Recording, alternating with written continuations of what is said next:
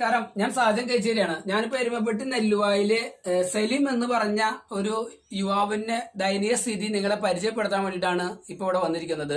ഈ കിടക്കുന്നത് സലീം എന്ന് പറഞ്ഞ 32 വയസ്സായ ഒരു യുവാവാണ്.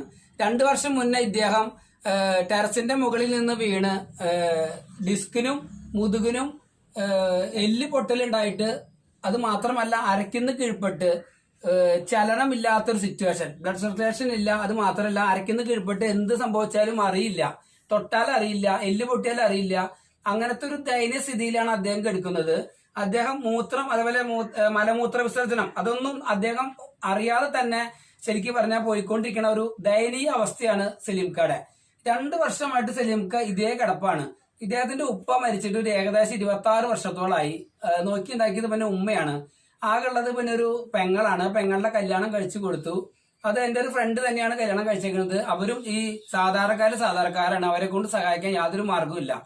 അപ്പൊ ഒരു 5-6 മാസത്തോളമായി നമ്മൾ സലീംക്ക എന്നെ ബന്ധപ്പെടാറുണ്ട്. ഒന്ന് വന്ന് വീഡിയോ എടുക്കണം, എനിക്ക് രക്ഷപ്പെടണം എന്നുള്ള ഒരു ആഗ്രഹം. അപ്പൊ ഞാൻ സലീംക്കാട് വരാന്ന് പറഞ്ഞിട്ട് ഇന്നാണ് നമുക്കൊന്ന് വരാൻ കഴിഞ്ഞത്. അപ്പൊ സലീംക്കാട് അവസ്ഥ എന്ന് പറഞ്ഞാൽ ഇനി ചെയ്യാൻ പറ്റാവുന്ന എന്താ വെച്ചാല് ഫിസിയോതെറാപ്പിയാണ്. കോയമ്പത്തൂർ ഒരു ഡോക്ടറെ കാണിച്ചിട്ടുണ്ട്, ഒരു ഹോസ്പിറ്റലില് ഫിസിയോതെറാപ്പി മാത്രം ചെയ്യുന്ന ഒരു ഹോസ്പിറ്റല്.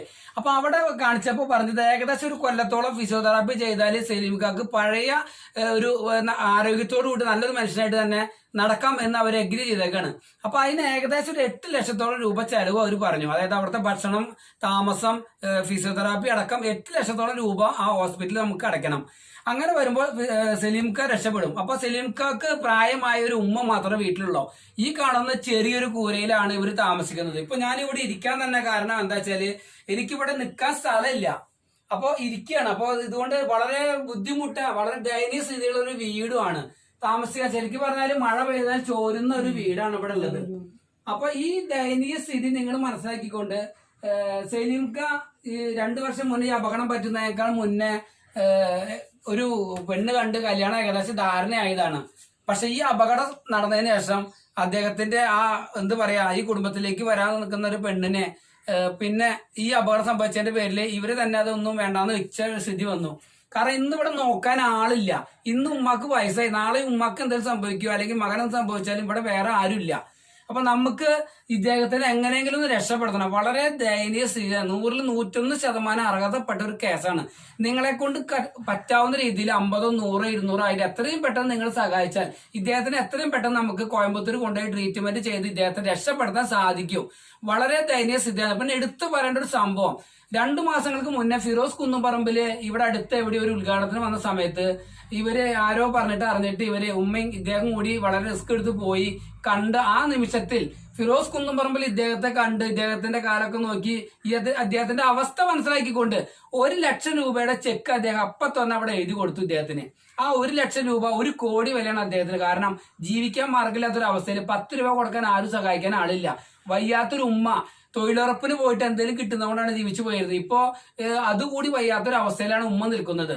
അപ്പൊ ഈ ഉമ്മ ഇവിടുന്ന് പോകുമ്പോ ഇദ്ദേഹത്തിന് വാതിലടച്ച് പൂട്ടിയിട്ടിട്ട് വേണം പോവാൻ. കാരണം ഒരു തുള്ളി വെള്ളം ചോദിച്ചാൽ കൊടുക്കാൻ ആളില്ല. നിങ്ങൾ എല്ലാവരും വളരെ സീരിയസ്നെസ് നിങ്ങൾ മനസ്സിലാക്കേണ്ട ഒരു സംഭവമാണ്. അത്രയും ദയനീയ സ്ഥിതിയാണ്. അപ്പൊ അതുകൊണ്ട് നിങ്ങൾ എല്ലാവരും കഴിയാവുന്ന വിധത്തിൽ മാക്സിമം ഷെയർ ചെയ്തിട്ട് എല്ലാവരിലേക്ക് എത്തിച്ച് ഇദ്ദേഹത്തിന് വേണ്ട സഹായങ്ങൾ എത്രയും പെട്ടെന്ന് നിങ്ങൾ ചെയ്യണം. ഉമ്മ അങ്ങോട്ട് 2 മിനിറ്റ് വരുമ്പോ ഉമ്മ അതെ എല്ലാവരും കാണുന്നുണ്ട്. എന്താ പറഞ്ഞോളാം, അതിലേക്ക് പറഞ്ഞോളാം. 2 കൊല്ലത്തോളമായി എൻ്റെ മോൻ സുഖമില്ലാതെ കിടപ്പിലായിട്ട് നട്ടെല്ലും ടോപ്പസൊക്കെ കഴിഞ്ഞ് കാലിന് 2 താഴ്ചയും ആയിട്ട് കിടക്കുകയാണ്. ജോലിക്ക് പോകാനൊന്നിനും ഉമ്മാക്ക് പറ്റില്ല. പ്രായമായില്ല എനിക്ക്. അതുകൊണ്ട് എനിക്ക് സഹകരണങ്ങൾ നിങ്ങൾ എല്ലാവരും കൂടി ചെയ്യണം. ഞങ്ങൾ പ്രാർത്ഥിക്കുന്നു, അപേക്ഷിക്കുന്നു.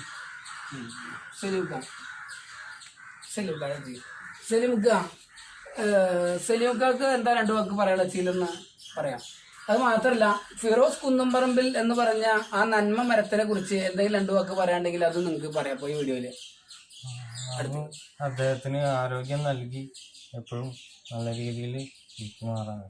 കാരണം ആരും സഹായിക്കാൻ ഈ അവസ്ഥയിൽ എന്നെ സഹായിക്കാത്ത രീതിയിൽ ഉണ്ടായിരുന്നപ്പോൾ എന്താ പറയുക, ദൈവത്തിൻ്റെ ഒരു ദൂതനായിട്ടാണ് എനിക്ക് തോന്നിയത്. അദ്ദേഹത്തിൻ്റെ കയ്യിൽ നിന്ന് 1 ലക്ഷം രൂപ കിട്ടിയത് എനിക്ക് വളരെ നല്ല രീതിയിൽ ഭയങ്കര ഒരു ആശ്വാസമായിരുന്നു. ഞാൻ ശരിക്കും പറഞ്ഞാൽ അതൊക്കെ കൂടിയിട്ടാണ് ഞാനിപ്പോൾ റേഷനറി ഉള്ളതുകൊണ്ടൊക്കെയാണ് ഞാൻ കഞ്ഞി കുടിച്ച് പോകുന്നത് തന്നെ. അദ്ദേഹം ആ 1,00,000 രൂപ തന്നത് എനിക്ക് എത്ര രൂപയുടെ ഫലം ഉണ്ടെന്ന് നിർവചിക്കാൻ പറ്റില്ല.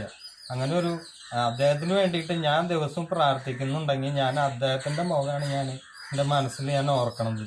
അത്രയും പാവങ്ങൾക്ക് എന്നെ പോലുള്ള പല ആൾക്കാർക്കും അദ്ദേഹം എന്നും അദ്ദേഹം അവർക്ക് വേണ്ടിയിട്ടാണ് ഓടണത്. എൻ്റെ അറിവില് ഞാൻ അതെ ദൈവത്തിനെ പോലെ അവർക്ക് വേണ്ടിയിട്ടാണ് ഓടിപ്പോയത്. ഞാൻ അങ്ങനെയാണ് ഞാൻ മനസ്സിലാക്കിയിട്ടുള്ളത്. അദ്ദേഹത്തിന് വേണ്ടിയിട്ട് ഞാൻ മാത്രമല്ല, അത് കേൾക്കുന്ന എല്ലാവരും വേണ്ടി പ്രാർത്ഥിക്കണം. കാരണം നാളെ നമ്മുടെ ഒരു വീട്ടിൽ ചിലപ്പോൾ ആർക്കാ എന്താ സംഭവിക്കുക ഒന്നും പറയാൻ പറ്റില്ല. അദ്ദേഹത്തിനെ പോലുള്ള ആൾക്കാരാണ് നമുക്ക് അവസാനത്തിൽ ഒരു ആശ്രയമായിട്ട് ഉണ്ടാവുള്ളൂ. അത് ഞാൻ അപേക്ഷിക്കുകയാണ്. അങ്ങനെയുള്ള ഒരാൾക്കാരെ ഒരിക്കലും നമ്മൾ തരം താഴ്ത്തരുത്, അവരെ ഇല്ലാതാക്കാൻ ശ്രമിക്കരുത്. അവർക്ക് പറ്റുന്ന സഹായങ്ങൾ അത് അവരെ സപ്പോർട്ട് ചെയ്യുക പരമാവധി. അതാണ് വേണ്ടത്. അതുകൊണ്ട് പിന്നെ എനിക്ക് ഉമ്മ മാത്രമേ ഉള്ളൂ. എനിക്കിനിയും ജീവിക്കണം എന്ന് ആഗ്രഹമുണ്ട്. ഞാൻ ഒരു ചെറുപ്പക്കാരനാണ്. നിങ്ങള് പ്രവാസികളായാലും എൻ്റെ നാട്ടിലെ സുഹൃത്തുക്കളായാലും ആരായാലും എന്നെ പരമാവധി സഹായിക്കണം എന്ന് ഞാൻ അപേക്ഷിക്കുകയാണ്, അഭ്യർത്ഥിക്കുകയാണ്. അപ്പൊ എല്ലാവരും കേട്ടില്ലേ? അപ്പൊ വളരെ ദയനീയ സ്ഥിതിയാണ്. അപ്പൊ അദ്ദേഹത്തിന് ഫിറോസിനെ പറ്റി 2 വാക്ക് പറയാനുള്ളത്, അദ്ദേഹത്തിന്റെ ആ ഉള്ളിലുള്ളത് എന്ന് പറയണമെന്ന് തോന്നി. കാരണം അദ്ദേഹം ഫേസ്ബുക്ക് യൂസ് ചെയ്യാറുണ്ട്. കാരണം ഒരു ഫോൺ തൽക്കാലം അദ്ദേഹത്തിനുള്ളതുകൊണ്ട് അദ്ദേഹം നിരന്തരം കണ്ടുകൊണ്ടിരിക്കുന്ന സംഭവങ്ങളാണ്. അപ്പൊ ആ 1,00,000 അദ്ദേഹത്തിന് കൊടുത്തത് ഫിറോസാണ്. ആ നന്ദി മറക്കാൻ കഴിയില്ല അദ്ദേഹത്തിന്. മനസ്സിലായ? ഒരു ഗവൺമെന്റും സഹായിച്ചിട്ടില്ല. അന്ന് ഒരു പ്രതീക്ഷിക്കാത്ത സമയത്ത് ഒരു 1,00,000 ചെക്ക് ചെയ്ത് കൊടുത്ത ആ മനുഷ്യനെ പറ്റിയിട്ട് ഇന്ന് എന്തൊക്കെ വേണം ഇവിടെ പറഞ്ഞു നടക്കണം അറിയോ? ഞാൻ ഈ വീഡിയോയിൽ പറയേണ്ട സംഭവം അല്ല, പക്ഷെ അറിഞ്ഞിരിക്കണം. എന്താ വെച്ചാല് ഇതാണ് ഫിറോസ് കുന്നുംപറമ്പില്. ഇതുപോലുള്ള ആളുകളെ സഹായിക്കുന്ന ഒരാളെ ഇല്ലാണ്ടാക്കി കഴിഞ്ഞാല് ഇതുപോലെ കെടുക്കുന്ന പാവപ്പെട്ട ആളുകൾക്ക് കിട്ടുന്നത് ആനുകൂല്യം ഇല്ലാതാക്കണോ എന്ന് നിങ്ങൾ കൂടി ചിന്തിക്കണം. അതിനും കൂടിയിട്ടൊരു അവസരമായിട്ടാണ് ഞാനിപ്പോ ഇദ്ദേഹത്തിന്റെ വീഡിയോയിൽ ഉൾപ്പെടുത്തുന്നത്.